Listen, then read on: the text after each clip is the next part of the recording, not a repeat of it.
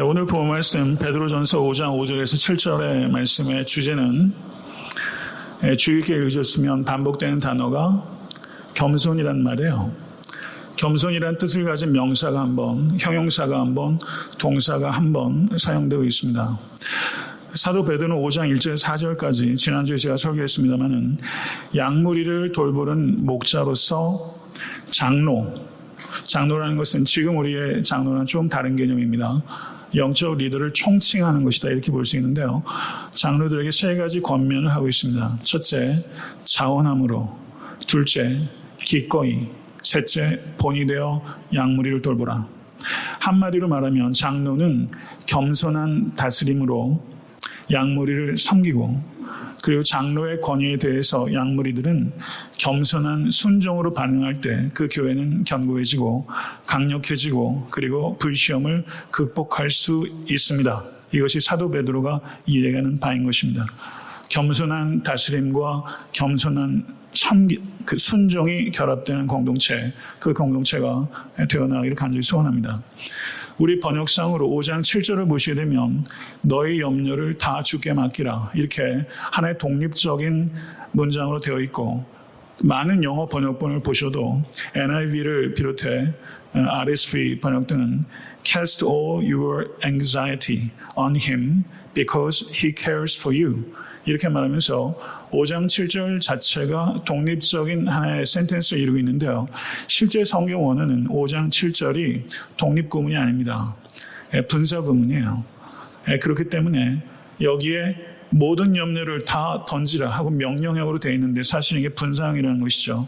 분사형이기 때문에 이것이 6절의 말씀과 밀접하게 연결되어 있고 6절의 말씀과 연관지어서 번역될 때 그 의미가 바르게 해석된다는 것입니다.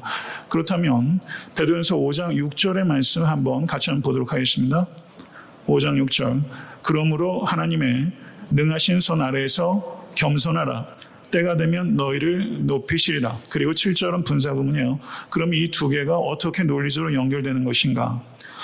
염려를 다 주께 맡기는 것이 하나님의 능하신 손 아래서 겸손한 것이고, 염려하는 것이 교만한 것이다. 이렇게 이야기하는 것이라는 것이죠. 제가 설교 준비하면서 전 새롭게 말씀을 통해서 깨달은 거예요. 염려하는 것이 교만한 것이고 염려하지 않는 것이 하나님 앞에서 겸손한 것이다. 이 염려와 겸손이 연결된다는 사실을 기억하실 수 있기를 바랍니다. 5절의 말씀을 보시게 되면 젊은 자들아 이와 같이 장로들에게 순종하라 라고 말하면서 이와 같이 영어로 likewise라고 번역되어 있는데요. 이와 같이라는 게 뭘 얘기하는 것인가? 바로 앞에 있는 5장 1절 4절이 그리고 앞에 있는 내용들도 그런 얘기들이 있지만 장로들의 다스림이 겸손으로 해야 되는 것과 같이 라고 말하면서 겸손이라는 것이 교회 양무리들이 장로들을 향해서만 갖는 태도가 아니라 장로도 양무리들을 향해서 가져야 되는 태도고, 교회 모든 지체들이 서로 간에 가져야 되는 공통의 원리가 바로 겸손이라는 것을 표현하기 위해서 이와 같이라는 말을 사용했다는 것을 우리는 유념해야 합니다. 베드로전서 2장 21절을 보게 되면 하나님께서 여러분에게 그리고 제게 그리스도인에게 주신 소명이 있는데 그 소명 가운데 하나가 권위를 인정하고 순종하는 것, 이것이 소명입니다. 믿으십니까? 권위에 순종하는 것, 이것이 건강한 성도인가, 건강한 교회인가를 나타내는 가장 중요한 성경적 기준 가운데 하나라는 것을 잊지 않으실 수 있게 되기를 바랍니다. 순종하다라고 번역되고 있는 단어가 헬라어로 휘포타스라는 중요한 단어인데요. 이 휘포타스라는 단어가 베드로전서에 5번 나옵니다. 2장 13절, 2장 18절, 3장 1절, 5절, 그리고 오늘 본문인 5장 5절에 휘포타스, 순종하라라는 명령이 5번 등장합니다. 사도 베드로는 5장으로 구성된 베드로전서에 순종하라는 단어를 5번 사용하면서 거듭해서 강조하는 바는 그리스도인의 삶의 특징은 하나님께서 제정하신 질서 안에서 순종하는 것이다. 이것을 받아들이시기를 바랍니다. 베드로전서 2장 13절 17절은 국가라는 질서 속에서 2장 18절부터 25절까지는 상전과 종, 다른 말로 하면 사회적 관계라는 질서 속에서 3장 1절부터 7절까지는 남편과 부부라는 가정생활의 질서 속에서, 그리고 5장 1절에 7절은 장로와 양무리, 교회라는 질서 속에서의 순종을 강조하고 있습니다. 사도 바울도 이와 같은 요점을 로마서와 에베소서 등에서 강조하고 있는데, 여기에 나오는 네 가지 관계 외에 사도 바울은 에베소서 6장 1절에서 4절에 부모님과 자녀라는 관계 안에서의 순종의 중요성을 강조하고 있습니다. 성도 여러분, 이렇게 그리스도의 사도들이 강조하고 있는 바는 그리스도인의 참 자유는 방종이 아니라 순종을 통해서 표현되어야 하는 역설적 자유라는 것을 가르치고 있는 것입니다. 성경은 하나님께서 권위를 부여하신 자리에 앉아있는 사람들, 국가, 가정의 남편, 교회, 목자들, 권위를 인정하시는 자리에 앉아있는 사람들, 그 사람들을 섬기는 것이 하나님을 섬기는 것이다. 이것이 성경의 뜻이라는 것을 받아들이십시오. 이 시대 정신의 잘못된 오염으로부터 벗어나시고 우리는 시대의 조류를 따라하는 사람이 아니라 성경을 따라하는 사람입니다. 성도 여러분, 그리스도인들에게는 가져야 되는 명확한 의식이 있습니다. 권위에 대한 순종이 하나님께 대한 순종의 일부다. 이 의식을 가지실 수 있게 간절히 바랍니다. 그러나 이 뜻을 곡해하면 안 됩니다. 권위에 순종한다는 것은 권위에 대해서 비굴한 태도를 가지라는 뜻이 아니라 권위에 대해서 믿음의 태도를 가지라는 뜻입니다. 성도들은 이 땅의 보상을 바라고 권위에 순종하는 것이 아니라 하늘의 보상을 바라보고 순종하는 것입니다. 성도가 땅을 바라보지 않고 하늘을 바라보는 것이기 때문에 성도의 순종에는 비굴함이 아니라 위엄이 나타나는 것입니다. 권위의 출처는 하나님이심을 믿으십시오. 그렇기 때문에 하나님께서 제정하신 권위에 불순종하는 것은 최우선적으로 인간 권위에 불순종하는 것이 되기 이전에 하늘의 하나님께 불순종하는 죄가 된다는 것을 성경은 이야기하고 있습니다. 그렇지만 잊지 말아야 할 것이 있습니다. 인간의 권위에 순종하는 것이 하늘의 하나님의 말씀에 불순종이 된다면 순종해서는 안 됩니다. 그래서 인간 권위에 순종하는 이 순종은 무제한적인 순종이 아니라 제한적인 순종이라는 것이죠. 하나님의 뜻을 거역하게 되는 것이 아닌 한 권위에 순종하라. 이것이 하나님의 뜻입니다. 민수기 30장 1절부터 8절의 내용은 하나님 자신이 하나님께서 세우신 권위를 얼마나 존중하고 지지하는가 하는 것을 알려주는 매우 흥미로운 본문입니다. 민수기 30장 1절부터 8절의 말씀을 한번 저하고 교독해 보도록 하겠습니다. 제가 먼저 읽겠습니다. 민수기 30장 1절부터 8절. 모세가 이스라엘 자손 지파의 수령들에게 말하여 이르되 여호와의 명령이 이러하니라. 사람이 여호와께 서원하였거나 결심하고 서약하였으면 깨뜨리지 말고 그가 입으로 말한 대로 다 이행할 것이니라. 또 여자가 만일 어려서 그 아버지 집에 있을 때 여호와께 서원한 일이나 스스로 결심하려고 한 일이 있다고 하자. 그의 아버지가 그의 서원이나 그가 결심한 서약을 듣고도 그에게 아무 말이 없으면 그의 모든 서원을 행할 것이요 그가 결심한 서약을 지킬 것이니라. 그러나 그의 아버지가 그것을 듣는 날에 허락하지 아니하면 그의 서원과 결심한 서약을 이루지 못할 것이니 그의 아버지가 허락하지 아니하였은즉 여호와께서 사하시리라. 또 혹시 남편을 맞을 때 서원이나 결심한 서약을 경솔하게 그의 입술로 말하였으면 그의 남편이 그것을 듣고 그 듣는 날에 그에게 아무 말이 없으면 그 서원을 이행할 것이요 그가 결심한 서약을 지킬 것이니라. 그러나 그의 남편이 그것을 듣는 날에 허락하지 아니하면 그 서원과 결심하려고 경솔하게 입술로 말한 서약은 무효가 될 것이니 여호와께서 그 여자를 사하시리라. 이 말씀을 보세요. 서원은 지켜야 합니다. 그러나 자식의 서원도 아내의 서원도 하나님께서 권위를 인정하신 그 아비나 남편이 그 서약을 이행하는 것을 승낙하지 않으면 하나님께서 그 아비나 남편의 의사를 존중하시고 지지하신다. 이 뜻이죠. 명확한 것이죠. 하나님께서 스스로 세우신 권위를 이렇게 인정하신다는 것을 우리는 깊이 생각해야 됩니다. 그렇다면 다시 우리가 전에 일반적인 순종의 관계에 대해서 말씀을 드렸고, 여러분 영적 권위에 대해서 여러분 어떻게 반응해 오시면서 지금까지 신앙생활 해오셨습니까? 목회자가 여러분 보시기에 그렇게 온전하던가요? 어떻습니까? 내 마음과 내 뜻에 맞을 때만 순종해 오시진 않으셨습니까? 순종의 원리가 중요했습니까? 아니면 여러분의 논리가 더 중요했습니까? 어느 쪽이십니까? 이게 간단한 문제가 아니죠. 이것에 대해서 깊이 생각해야 됩니다. 이것이 교회의 체질에 직결되는 문제고, 여러분들이 신령한 복을 받는 것과 매우 밀접한, 매우 중요한 문제라는 것이죠. 존 비비어란 기독교 저주가 쓴 책 중에 순종이라는 책이 있는데요. 그 책에 중요한 이야기가 있더라고요. 목사님의 지도에 불순종하는 한 사람이 있었습니다. 순종하지 않는 이유가 뭐냐 도대체. 그랬더니 그 사람이 자기가 하나님의 음성을 들었답니다. 그러니까 목사님이 틀렸다는 거죠. 이에 대해서 존 비비어가 순종이라는 책에서 쓰기를, 여러분이 기도 중에 하나님의 음성을 들었다고 믿든 안 믿든 그것은 중요하지 않습니다. 그 내용이 영적 권위를 가진 사람의 지도에 어긋난다면 당신은 하나님의 권위를 거역하는 것입니다. 이렇게 말했어요. 여러분 동의하시기도 하겠고 혹은 달리 생각하시는 분이 있을 수도 있다고 생각합니다. 저는 제 목회처럼 얘기하는 게 아니라 성경을 가지고 통일적으로 성경에 대한 이야기를 여러분께 드리는 거예요. 중요한 것입니다. 성도 여러분, 목자에게 왜 순종해야 합니까? 왜 그러합니까? 목자가 여러분들보다 우월합니까? 제가 여러분들보다 우월하다는 생각을 하고 있겠습니까? 그렇지 않습니다.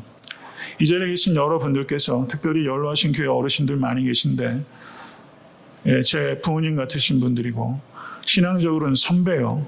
인생을 바라보고 이해하는 폭이 저하고 같겠습니까? 제가 배워야 될 것 많이 있죠. 예. 그렇지만 저는 목사라는 기능적 권위를 담당하고 있는 거예요. 목자가 우월하기 때문에 순종해야 된다. 성경은 그렇게 말하지 않습니다. 가정의 남편이 우월하기 때문에 메일 쇼비니즘이 성경에 있어서 남편에게 순종하라, 이런 거 아닙니다. 하나님께서 세우신 질서이기 때문에 가정에서는 남편에게, 교회에서는 목자에게 순종하라. 단 하나님께 불순종이 되지 않는 한 순종하라.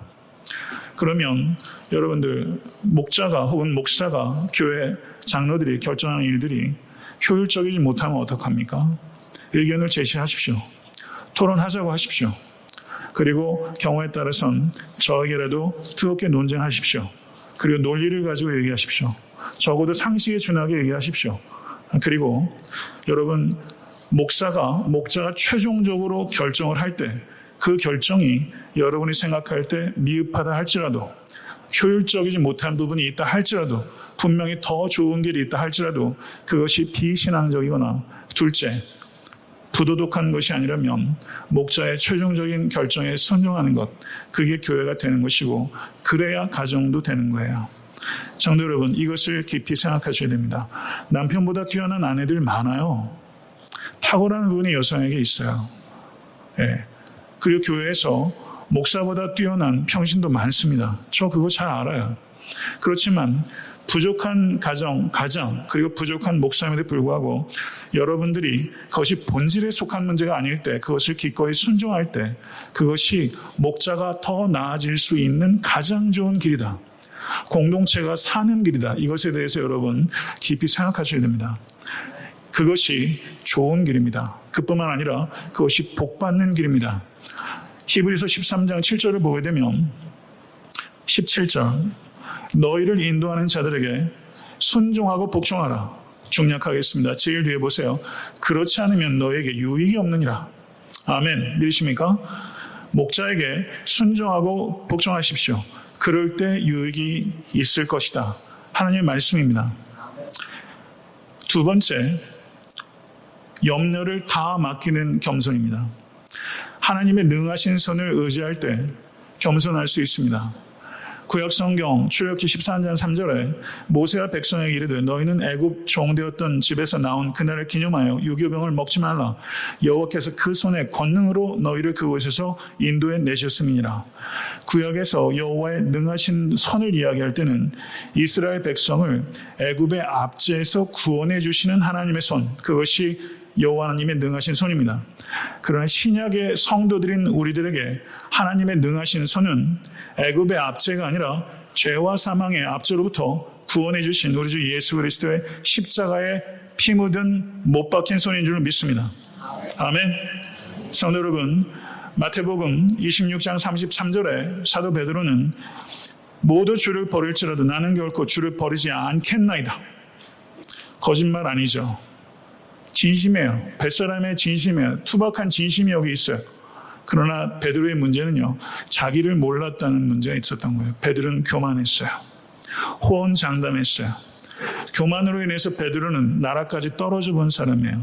이게 저에게 유익이 됐습니다. 5절의 말씀을 보시면 다 서로 겸손함으로 허리를 동이라. 하나님은 교만한 자를 대적하시되 겸손한 자들에게 은혜를 주시느니라. 여기에서 겸손으로 허리를 동이라 이렇게 번역했는데 다소 의역의 성격이 있습니다. 그런데 여기에서 이 단어가 원형이 에그 콤보마이라는 단어인데요. 이 단어는 노예의 옷이란 뜻이 있어요. 노예의 옷, 노예의 옷으로 허리를 동이라 이런 뜻이에요.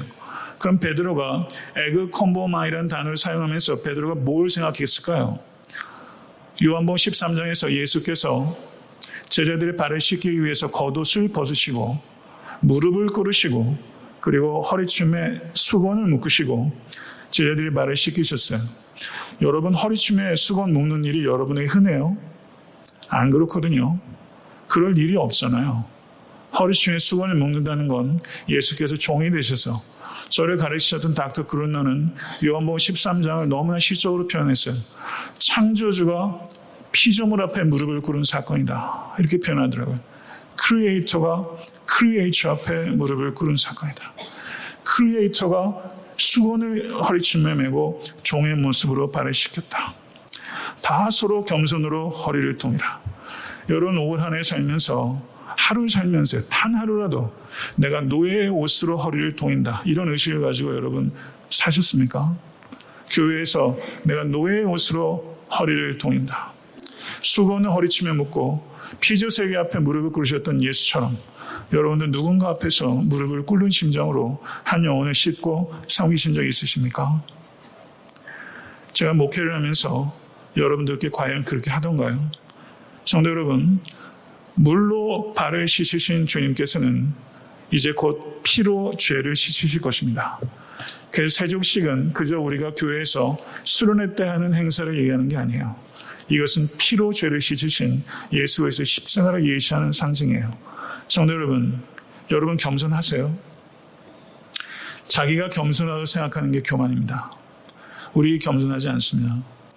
겸손이 그 사람을 매력적으로 보이게 해요. 세상 사람도 겸손 얘기해요. 그러나 성경적 겸손은 매력적인 성품이나 매너를 이야기하는 게 아니에요.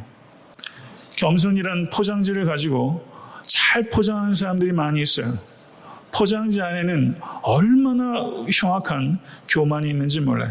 겸손으로 포장한 교만이 얼마나 무서운지 몰라요.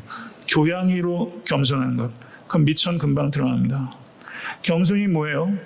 예수 그리스도의 피로 씻김받은 죄인이라는 의식이에요. 나는 예수 그리스도의 피로 씻김받은 자다. 이 의식을 붙잡지 않으면 우리는 겸손해질 수 없습니다. 사랑하는 성도 여러분, 이 겸손이 표현이 어떻게 되는가? 겸손의 표현 방식이 염려를 다 주께 맡기는 것으로, 염려를 다 주께 맡기는 것이 겸손의 표현 양식이에요. 사랑하는 성도 여러분, 겸손을 왜 다 맡겨야 합니까? 다라는 표현이 거기 강조되어 있는데요. 첫 번째 이유는 겸손은 비신앙적이기 때문입니다. 염려하는 것을 여러분 심리적인 요소로 이해하는 사람들이 많이 있어요. 요즘 하도 심리학이 이야기가 너무 지나치게 많이 되면서 죄의 문제를 심리적 문제로 이야기하는 게 저는 매우 못마땅합니다. 이 염려는 감정적인 심리 상태 얘기하는 게 아니에요. 이거는 죄입니다. 염려하다는 성경 원어가 메림나오입니다. 이 단어가 메르나오라는 동사와 누스라는 명사의 합성어예요. 메르나오라는 쪼개다라는 뜻이고 누스는 정신, 마음을 뜻하는 거예요. 그러면 메림나오, 염려하는 것은 무엇인가? 하나님을 향한 우리의 마음을 쪼개는 죄입니다. 하나님의 사랑과 우리를 돌보신 하나님의 능력을 믿지 않는 것, 이게 죄가 아니면 도대체 뭐가 죄입니까? 사랑하는 성도 여러분, 믿음의 시작이 염려의 끝이요, 염려의 시작이 믿음의 끝입니다. 이것을 깊이 기억하시면서 염려를 다 주께 맡기라 라는 말은 다른 말로 표현하면, 긍정적으로 표현하면 모든 것을 주께 의뢰하라, 이 뜻입니다. 전적인 믿음을 가지라. 이것은 마치 시소와 같아서 믿으면서 염려할 수 없고 염려하면서 믿을 수 없습니다. 이것을 깊이 기억하시길 간절히 바랍니다. 염려를 다 맡겨야 되는 두 번째 이유, 비생산적이기 때문입니다. 너희 중에 누가 염려함으로 그 키를 한 자라도 더할 수 있겠느냐? 여기서 키라고 번역되고 있는 성경 원어는 이 사람의 이 키, 하이트를 얘기하면서 또 다른 의미가 있는데, 그것은 그 생명을 이야기하는 게 번역될 수 있어요.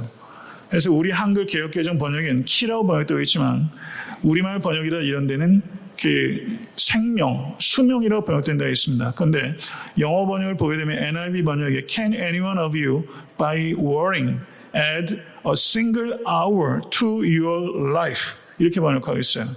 여기서는 생명으로 번역하고 있는 거죠. 저는 수명으로 번역하는 게 더 의미에 통한다. 전 개인적으로 그런 입장입니다. 왜냐하면 키가 안 크는 게 우리에게 회롭진 않아요. 그렇죠? 염려하는 게 무익하다는 것은 강조하지만 염려하는 게 해롭다는 것을 키로 번역하면 강조할 수 없습니다. 그런데 염려하면 수명에 영향이 와요. 수명이 줄어들어요. 이거는 염려가 무익할 뿐만 아니라 유해하다는 것을 강조하는 거예요. 염려는 유해한 것입니다. 성도 여러분. 잠언 17장 22절을 보게 되면 마음의 즐거움은 양약이라도 성령의 심령의 근심은 뼈로 마르게 하느니라. 내일 일을 위하여 염려하지 말라. 내일 일은 내일 염려할 것이요. 이 말대로 정말 살아가고 계십니까? 공중의 새를 보라.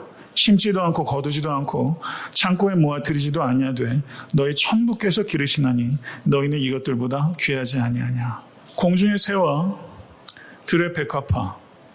예수님께서는 이렇게 생활 속에 있는 걸 통해서 영적인 지혜를 많이 얘기하시는데요. 왜 공중의 새와 들의 백합할까? 이런 생각을 해봤습니다. 새는, 높이 나는 새는요, 위가 작고 창자도 짧습니다. 그리고 높이 나는 새는 그 뼈를 가볍게 해야 높이 날 수 있습니다. 만약에 작은 새가 돼지의 위와 황소의 창자와 뼈를 가지고 있다. 높이 날 수 없습니다. 들의 꽃들을 한번 생각해 보십시오. 계절이 바뀌면 그 잎과 꽃을 떨굽니다.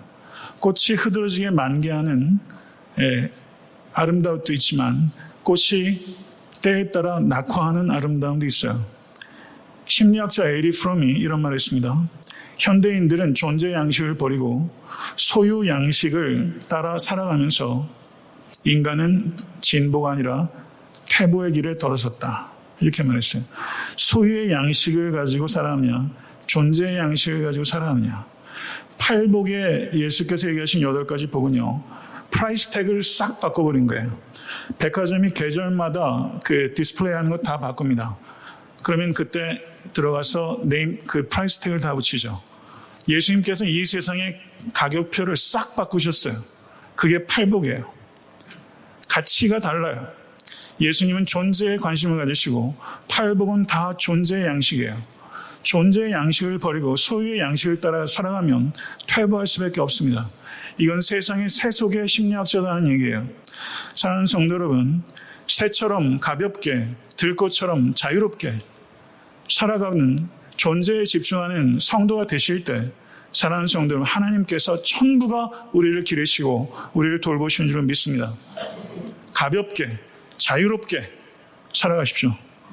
여기서 모든 염려를 다 맡기라라고 번역했을 때 이 맡기다라는 동사가요, throw, 던지다라는 뜻이에요. 염려를 던지라.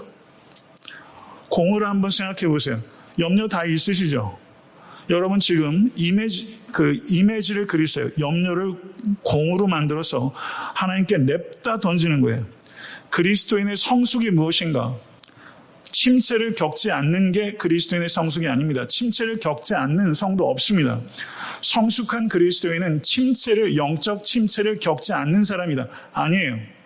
성숙한 그리스도인은 누구인가? 염려라는 공을 주님께 던지는 사람. 능숙하게 염려라는 공을 잽싸게 주님께 던지는 사람. 이 사람이 성숙한 사람이라는 것이죠. 성숙한 사람은 부분을 보는 사람이 아니라 전체를 보는 사람이에요.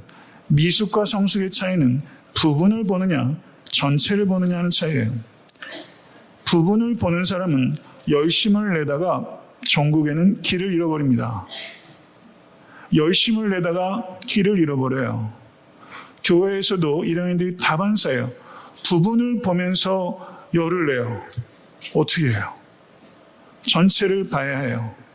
여러분들이 가지고 있는 정보가 다가 아닐 수 있다는 것을 아셔야 돼요. 책임이 많은 사람들이 훨씬 더 많은 내용들을 알지만 그걸 다 얘기하지 못하고 판단하는 경우도 있다는 것을 감안해 주셔야 돼요. 가정에서 가장도 그래요. 가정이 어떻게 자녀들에게 학교 다니는 중고등학교 애들한테 집안 경제사정, 은행 밸런스는 어쩌고저쩌고 어떻게 다 얘기를 해요. 할 얘기도 있지만 못한 얘기도 있죠. 책임이 큰 사람은 여러분들이 모르는 것을 알고 그거에 따라서 미흡하지만 판단하는 영역이 있다는 것을 이해해 주셔야 돼요. 성도 여러분, 본질을 생각할 때 염려를 극복할 수 있습니다. 그리고 은이 창조적인 삶을 살아갈 수 있어요. 전 목사로서 제 소원 중에 하나는 우리 성도들이 그저 하루하루 사는 게 아니라 의미를 창조하면서 살아갈 수 있도록, 기도 가운데겠지만 하루하루가 정말 질리도록 평범해요. 그러나 평범을 통해서 하나님의 나라를 이루어갈 수 있도록 도와드리는 것, 본질에 집중할 수 있도록 도와드리는 것, 저는 그게 목회로 생각하고, 여러분과 제가 집중해야 되는 목회는 무엇입니까? 먼저 그 나라와 그 의를 구하는 것인 줄로 믿습니다. 말씀을 맺겠습니다. 18세기 영국의 탁월한 설교가였던 윌리엄 그림쇼라는 사람이 있어요. 죽음의 침상에서 경청하십시오. 윌리엄 그림쇼가 이렇게 말했어요. 무익한 종은 이제 떠납니다. 마지막 죽음의 순간에 무익한 종은 이제 떠납니다. 이렇게 세상을 떠날 수 있다면 이게 얼마나 축복일까? 이런 말을 자식들과 믿음의 성도들 앞에 무익한 종은 이제 떠납니다 라고 말할 수 있기까지 저가 삶을 얼마나 엄중하게 이끌어왔겠어요. 이 고백은요, 자기 비하가 아닙니다. 이것은 정확한 자기 이해예요. 여러분들이 가지고 있는 영성의 수준을 어떻게 알 수 있습니까? 여러분들의 무익함을 뼈저리게 느끼는가 하는 겸손이 바로 여러분의 영성의 수준이에요. 하나님 앞에서 겸손하십니까? 사람 앞에서 교만할 수 없습니다. 사람 앞에서 교만하다면 단언컨대 그 사람은 하나님 앞에서도 교만한 것입니다. 교만으로 고물되지 마시고 겸손한 보물되기. 겸손한 보물되기. 무익한 종은 이제 떠납니다. 여러분, 그것이 여러분의 삶의 지향점이 돼서 살아가신 겸손한 모든 권속될 수 있게 되기를 우주 예수에서 간절히 축원합니다. 기도하겠습니다.